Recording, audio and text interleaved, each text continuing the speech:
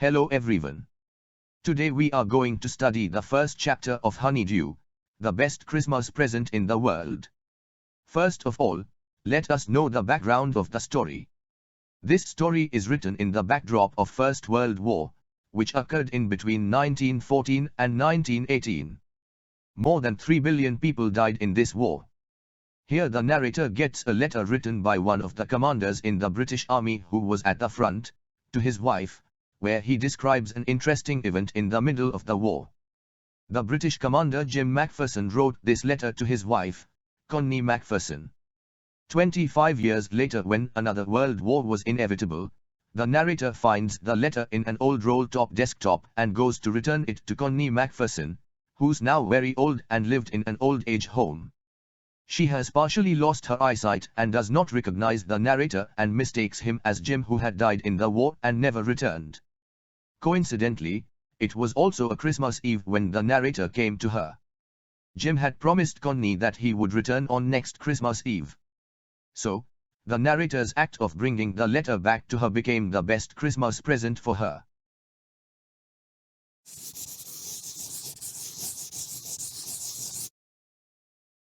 The author found a roll-top desk in a junk shop. It was in a bad condition but cheap. He thought that he could restore it. So he bought it. He began to work on it on Christmas Eve.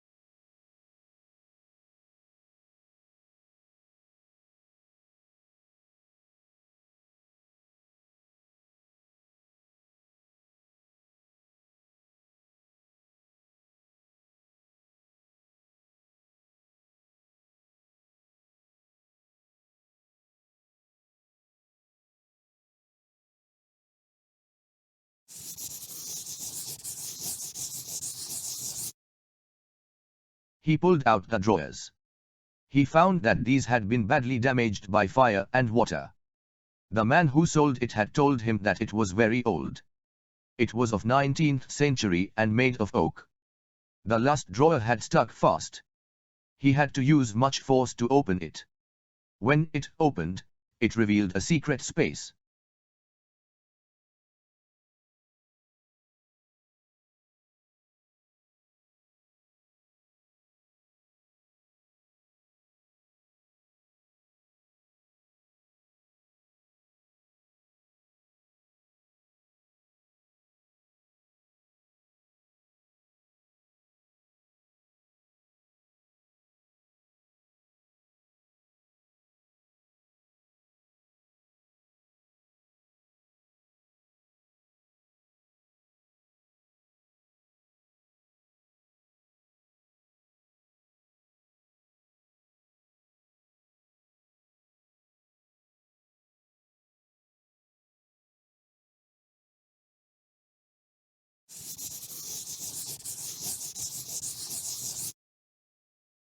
In it he found a small tin box.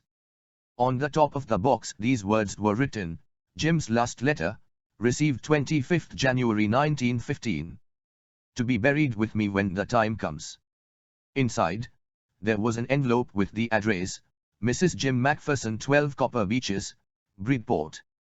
The date was 26th December 1914.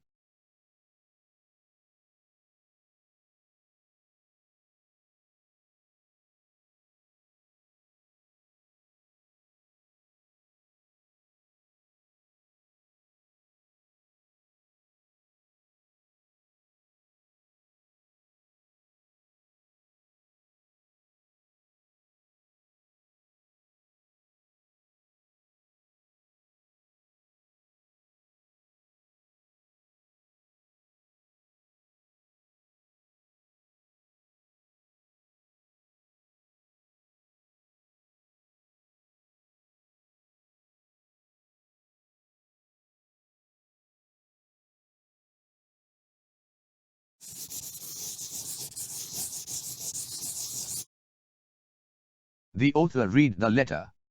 The owner of the desk must have put it in. The letter had been written by a captain of the English army. His name was Jim Macpherson. He had written it to his wife Connie. A wonderful incident had happened on the battlefield on the Christmas day. Jim Macpherson had narrated it in his letter.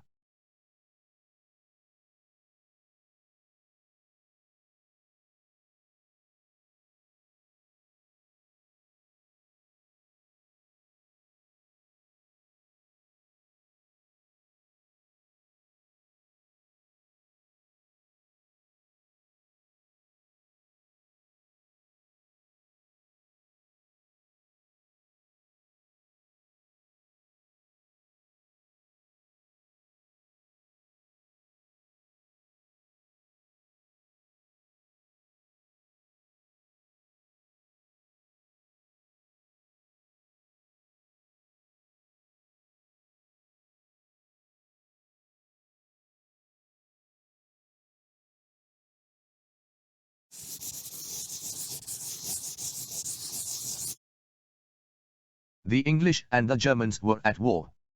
The two armies stood in their respective trenches on the two sides of the no man's land.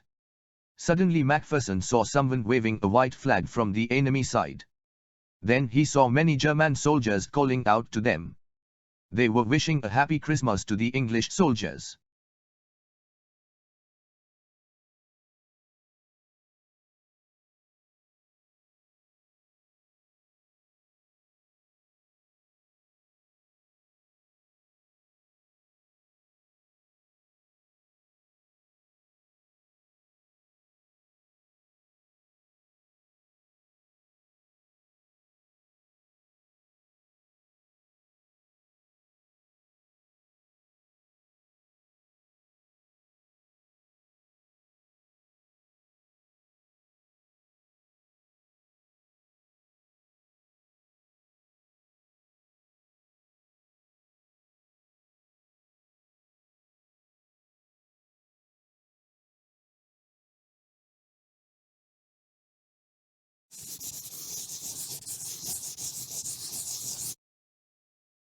Some English soldiers shouted back, "Same to you." The English thought that was all. To their surprise, they saw many Germans moving towards them. The captain was alarmed. It could be a trick. But it was not. They were bringing with them German wine and canned meat. Now there were no rifles between the soldiers.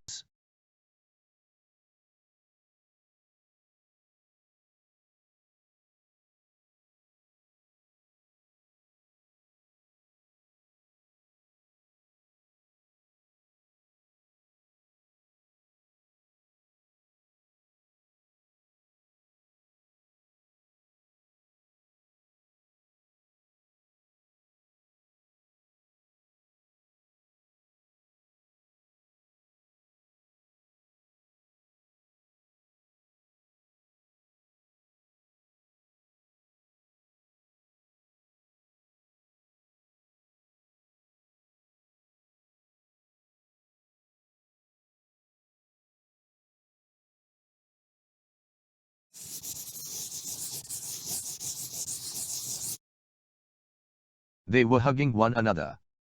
The German officer moved towards Macpherson. They shook hands very warmly. Then the German officer said that he was from Dusseldorf and that he played cello in the orchestra. He gave his name as Hans Wolf. In return, Macpherson also introduced himself. He said that he was a school teacher from Dorset.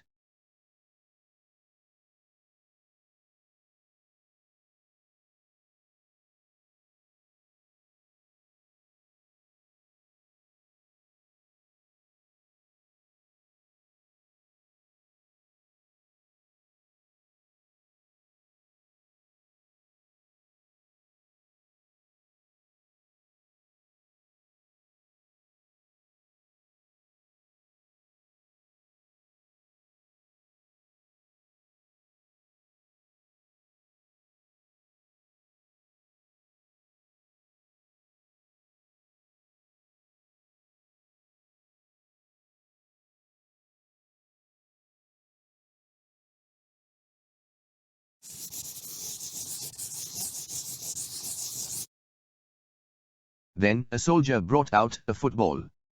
The soldiers played while Macpherson and Hans Wolf clapped and cheered.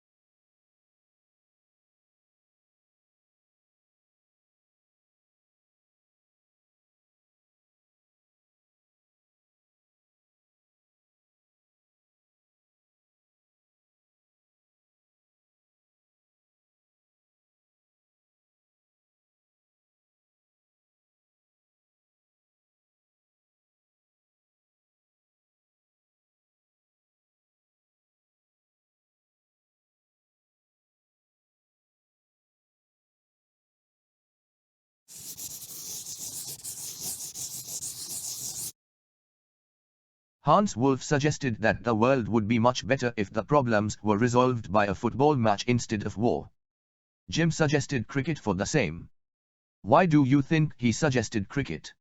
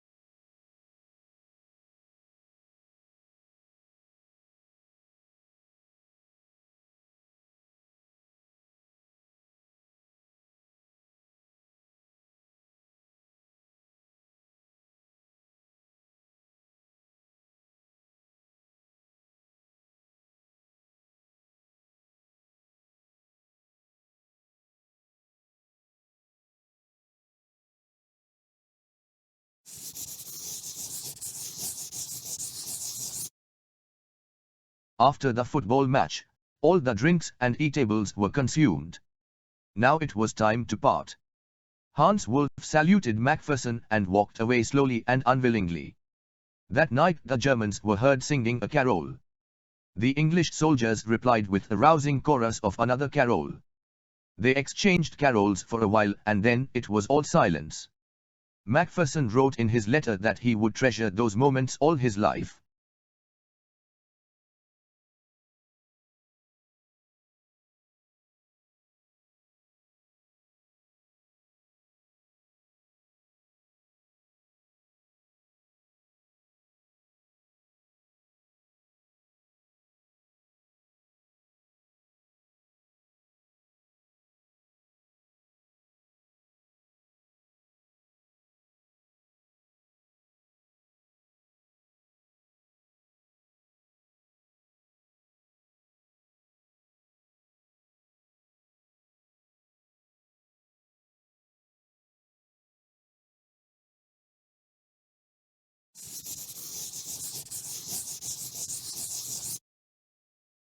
Macpherson ended the letter hoping that the war would end soon.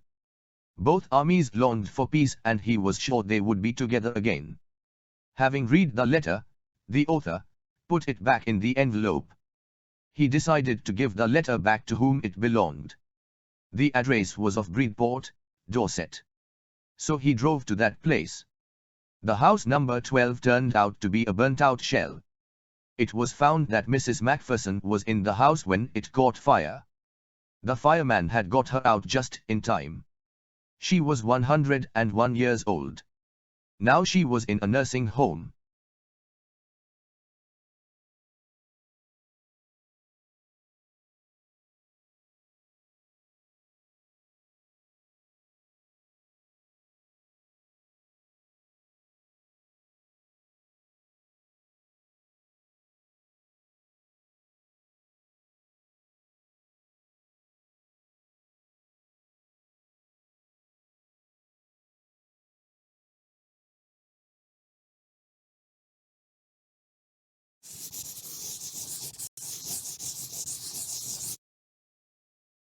The author went to the nursing home.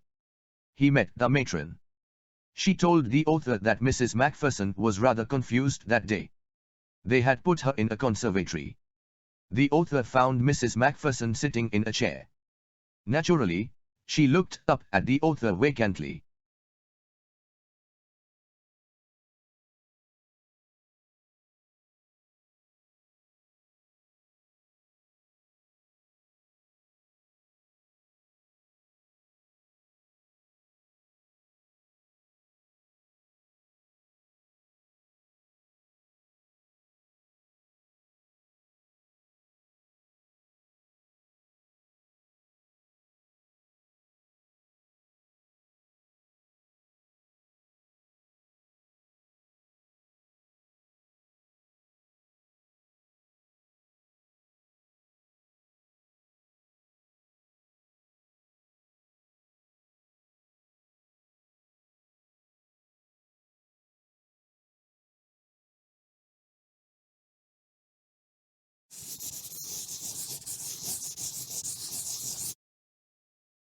But her eyes lit up when he called her Connie, and gave her the letter.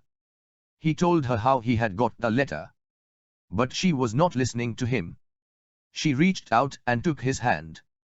Her eyes were filled with tears. She felt that her Jim had returned. She said that her Jim had kept his promise. He had returned on the eve of Christmas. She made him sit beside her. She kissed his cheek. She talked long and lovingly to him. She said that she had got the best Christmas present in the world.